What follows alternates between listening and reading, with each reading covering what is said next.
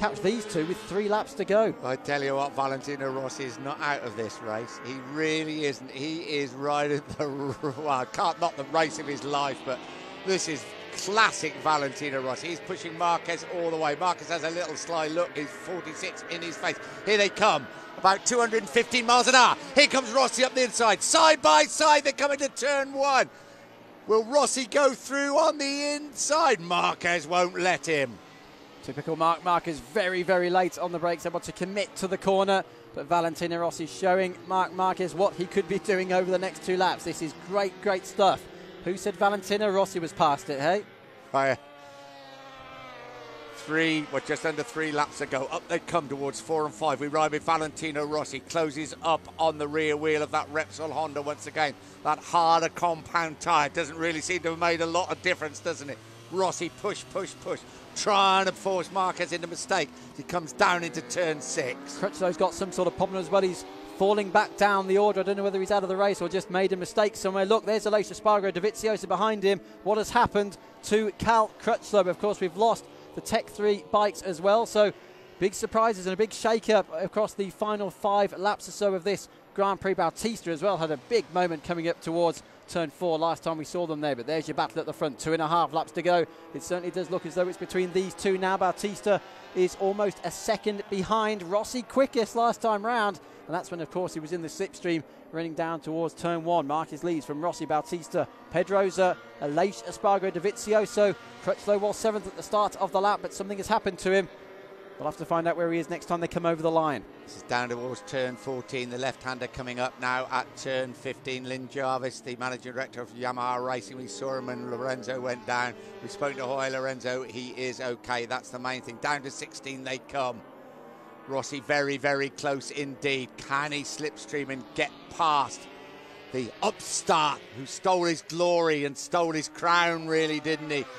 Here he comes. Side by side wants to take it, but I think Rossi's got his space. Can Valentino Rossi make it stick? Marquez wants to pull back across the track. Rossi's sizing him up. It will be the last time in 1 lap's time.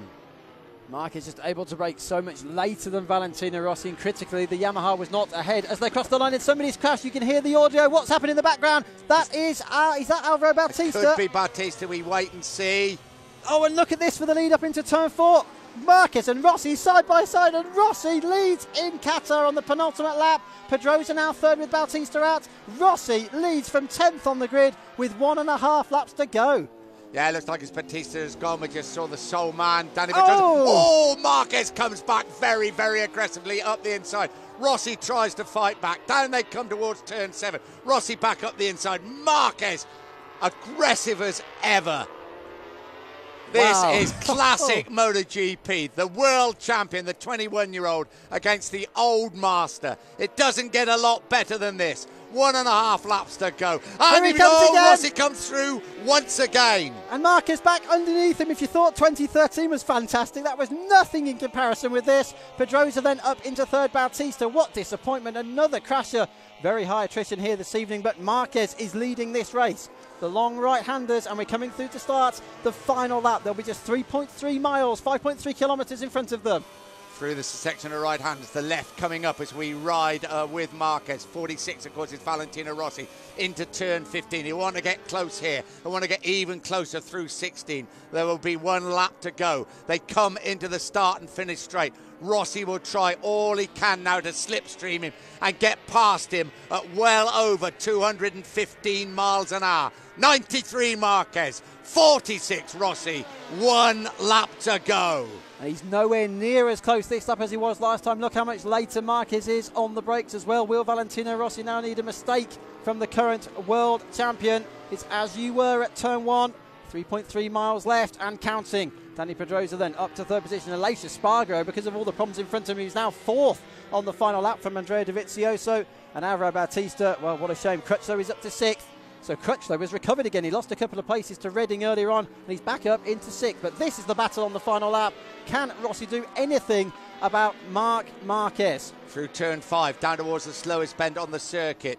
It's the first gear left-hander. Turn 6, Rossi very, very close again indeed. We ride with the 9 times world champion. It's the youngest ever MotoGP world champion who heads him. Is there anywhere that Valentino Rossi can find a way through? Half a lap to go. Down the back of the circuit, then turns 8 and 9, the left and right handers up towards turn 10. You can be absolutely sure that if Marquez does make a mistake, Valentino Rossi will be through. Look how much he closes in on the Honda, under braking for turn 10, but a great run out from Marc Marquez. Wow, just a few corners to go then now in this opening race of the season. This has been a magical weekend and a magical Grand Prix, and who's going to win it? It's Marquez versus Rossi. We're at turns 13 and 14.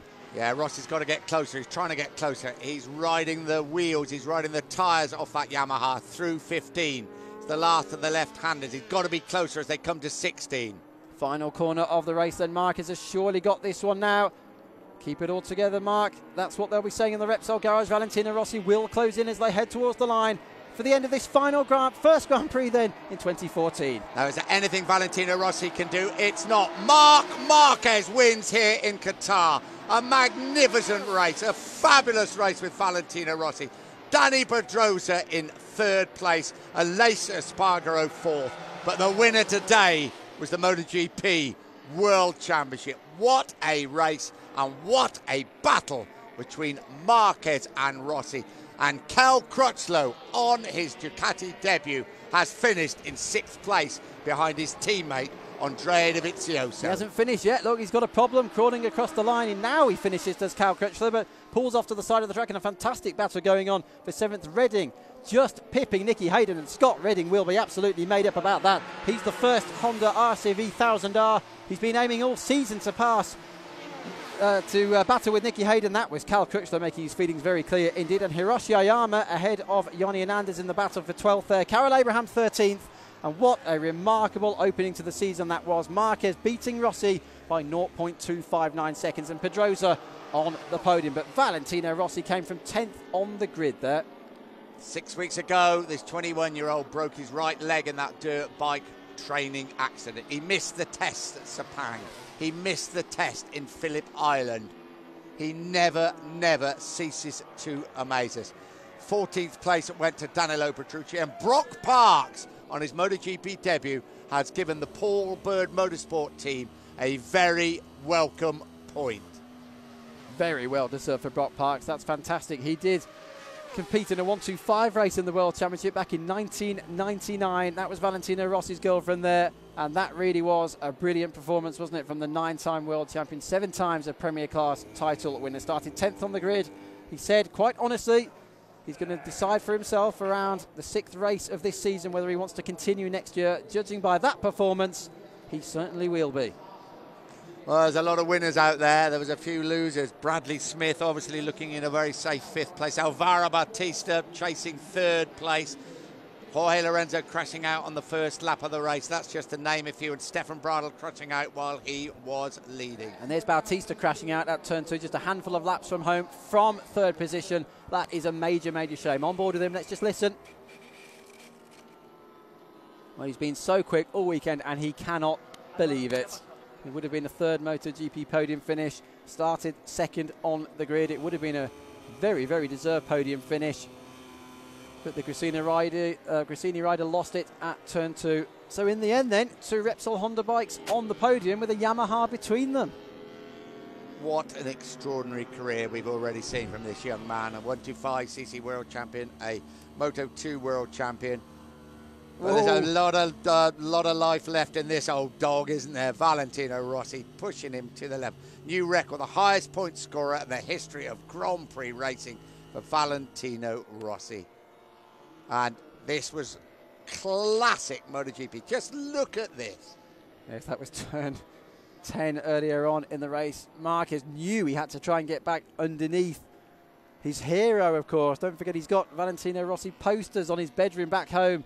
His bedroom wall back home in Catalonia, and this was the drag to the line, and that is what 0.259 seconds looks like from the helicopter. Marc Marquez, superlative stuff. Opens his account, leads the World Championship right from the off then. You really don't know where this story's going to end, do you? Still means then that every single MotoGP race he's finished it on the podium. Superb stuff.